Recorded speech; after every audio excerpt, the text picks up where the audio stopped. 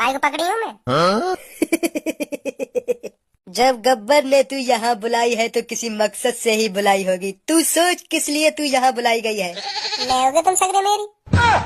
लेने लेने कोई किडनैप करी होंगी मैं। कौन सा लेगा तुम? मैं तो मेरी आगे आगे तो दूंगी, पीछे पीछे तो न दूंगा। हाँ, पीछे से हाथ भी न लगा दूं मैं तुम्हें। बताओ फिर कौन सा लेगा पहले? गंजे रंडी रंडी उठा लाए होगा। ओए गब्बर, होश में बात करियो। हाँ, होश में। रंडी रंडी कौन बोल रहा है? रंडी किसे बोल रहा है तू?